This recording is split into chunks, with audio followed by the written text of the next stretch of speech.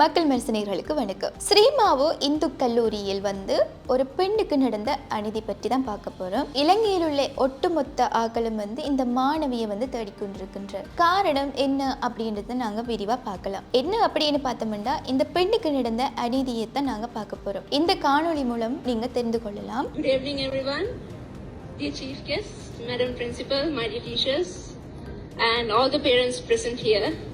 හැමෝගේම අන්ඩර්ස්ටෑන්ඩිං එකේ පහසු සඳහා මම සිංහලෙන් කතා කරන්නම්. මම චනිත් මාසනලි සිරිමාව බණ්ඩාරනායක විද්‍යාලයේ 2023 වර්ෂයේ ක්‍රීඩා නායිකාව. සිරිමාව බණ්ඩාරනායක විද්‍යාලය කියන්නේ මට පුදබිමක් වගේ. මම අභිමානවත් සිරිමාවියක් විදිහට අද මෙතන නැගිටලා අසාධාරණයට විරුද්ධව කතා කරන්න මට හයිය දුන්නේ මගේ පාසල. මම ඒක බය නැතුව කියනවා.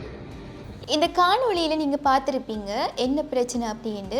இந்த பெண் சபையோருக்கு முன்னாடி, மீடியாவுக்கு முன்னாடி தனக்கு நடந்த அநீதியை அவர்கள் எல்லாருக்கும் முன்னாடி தான் தைரியமாக சொல்லணும்ன்றதுக்காக மட்டுமே எல்லாருக்கும் முன்னாடி, சபையோருக்கு முன்னாடி அவள் தனக்கு நடந்த அநீதியை பற்றி எல்லாருக்கும் சொல்லுறா. என்ன சொல்லுறாங்க அப்படின்னு பார்த்தோம்னா, அவள் ஒரு எக்ஸாமுக்கு ஒத்திகைக்கு வர சொல்லியிருக்காங்க. அந்த ஒத்திகைக்கு போகாத காரணத்துக்காக மட்டும் அவோட இன்னொருத்தங்களுக்கு மாற்றி கொடுத்துருக்காங்க. அது யார் மாற்றி கொடுத்தாங்கன்னு தான் அவங்க சொல்கிறாங்க. பாடசாலை பொறுப்பதிகாரி அவர்கள்லாம் மாற்றி கொடுத்துருக்குன்றார். பாருங்கள், பாடசாலை பொறுப்பதிகாரிகளே இப்படி பண்ணலாமா அப்படின்னு தான். என்ன எல்லாருமே பாடசாலை பொறுப்பதிகாரியை நம்பி தான் மாணவர்களும் படிக்கின்றார்கள். நல்ல ஒரு அவார்டு எடுக்கிறார்கள். தாங்கள் படித்து தங்களுடைய அவார்டை தாங்கள் தான் எடுக்க வேண்டும். அடுத்தவங்களுக்கு கொடுக்கறது அது பிழையான விடயம் தான். ஆனால் இந்த மாணவி யாருக்குமே பயப்படாமல் அவள் தைரியமாக சொல்கிறா. அது ஒரு பாராட்டத்தக்க ஒரு விடயம் தாங்க. நீங்கள் வீடியோவில் பார்த்துருப்பீங்க. இது போன்ற மேலதிகமான விடயங்களுடன் இணைந்திருங்கள். நன்றி, வணக்கம்.